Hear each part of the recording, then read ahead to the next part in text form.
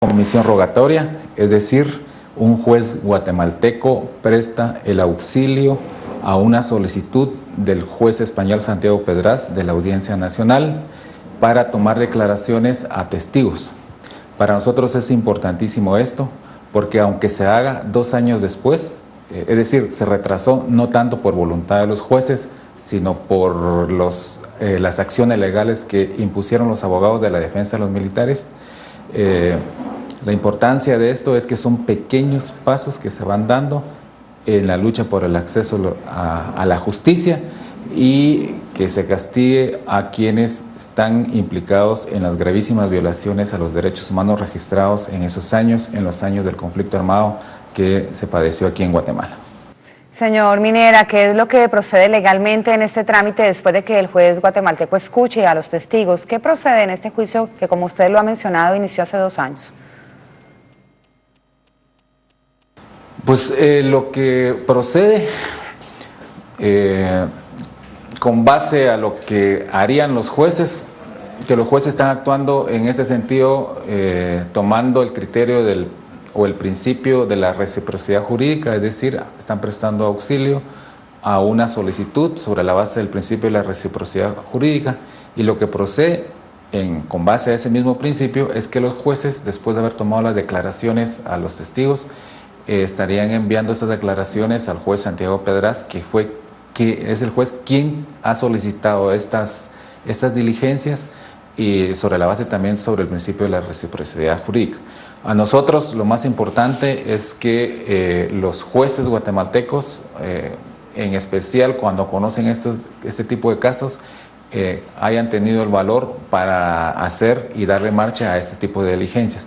Este también es otro pequeño paso, chiquito si se quiere, pero importantísimo en la lucha contra la impunidad.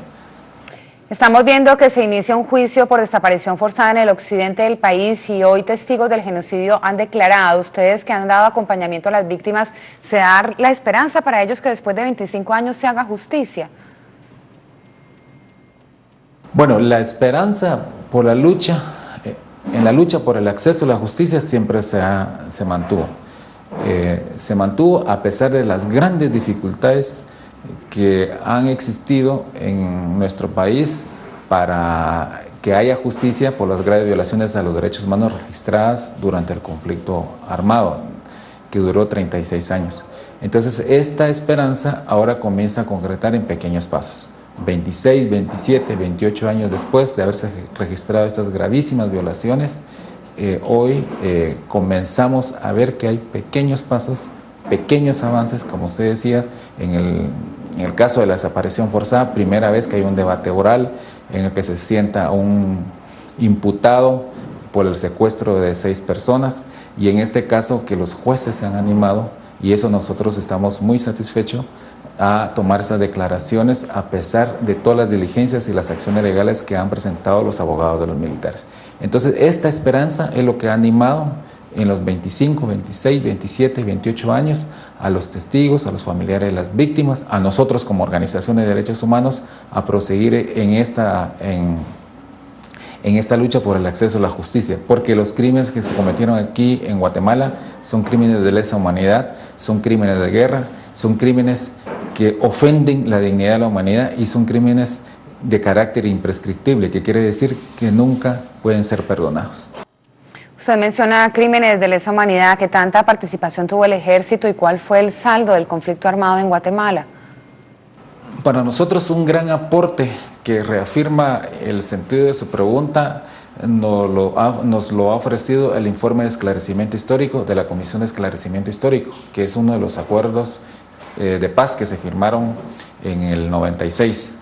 En ese informe de esclarecimiento histórico se establece con muchísima claridad la responsabilidad que tuvo el ejército en las graves violaciones a los derechos humanos. Es decir, nosotros no estamos hablando cosas que no hayan quedado debidamente documentadas en informes como que esta fue una comisión respaldada por el Sistema de Naciones Unidas. Y en ese informe se habla de que el ejército tuvo responsabilidad en más de 640 masacres, es decir, delitos en los que se configuran los crímenes de guerra, de lesa humanidad y el genocidio. Sobre la base de eso es que se han presentado las denuncias tanto al Ministerio Público. En el año 2000 nosotros junto con la Asociación Justicia y Reconciliación, que son una asociación de familiares de víctimas, se presentó la denuncia ante el Ministerio Público por genocidio. En el 2006 se solicitó la primera declaración a uno de los imputados, pero toda esa información es información que parta y que está documentada y sistematizada en este informe de esclarecimiento histórico. Entonces estamos partiendo de hechos registrados y documentados. Señor Minera, gracias por su tiempo para En Vivo desde el Sur. Muchísimas gracias a ustedes. Y vamos a conocer ahora el perfil de los exmilitares acusados por delitos de genocidio y quema a la Embajada de España durante el conflicto armado interno que sufrió Guatemala. Uno de los acusados es el general Efraín Ríos Montt, quien fue jefe de gobierno, tras protagonizar un golpe de Estado contra el general Romeo Lucas. Su mandato duró 18 meses al ser depuesto por otro levantamiento militar. En 1994 regresó a la política como diputado y presidió en varios mandatos el Parlamento. Fue derrotado en las elecciones presidenciales de 2003, donde por segunda vez en 30 años intentó convertirse en presidente de Guatemala. Organizaciones de derechos humanos lo acusan de matanzas contra campesinos y otros crímenes de lesa humanidad. El general Óscar Humberto Mejía Victores fue jefe de gobierno entre 1983 y 1986, tras el golpe de Estado del 8 de agosto. Durante su mandato se cometieron asesinatos y desapariciones, incluyendo las de mujeres y niños. En diciembre de 1987 también participó en un golpe de Estado frustrado contra el gobierno de Vinicio Cerezo. El general Benedicto Lucas García fue el jefe del Estado Mayor del Ejército durante el gobierno de su hermano Fernando Lucas García, quien estuvo en el poder entre los años 1978 y 1982, y quien falleció en 2006 sin pagar por sus delitos de lesa humanidad. Dentro de los casos más sonados por los que se culpan a Benedicto Lucas García son las numerosas masacres a indígenas y estudiantes. Este gobierno fue responsable de la quema de la Embajada de España en Guatemala el 31 de enero de 1980. Otro de los implicados en delitos de lesa humanidad es el general Ángel Aníbal Guevara Rodríguez, ministro de Defensa de Guatemala durante el gobierno de Fernando Lucas García. Guevara, al igual que Benedicto, es acusado por los numerosos crímenes de lesa humanidad y la quema de la embajada española. Guevara se entregó a la justicia y permanece recluido en un centro de detención preventiva. Es tiempo de hacer una nueva pausa. Quédese con nosotros, estamos en vivo desde el sur, porque en el siguiente segmento entraremos en contacto con los testigos de este genocidio. La historia cuenta al menos 600 masacres. Ya volvemos.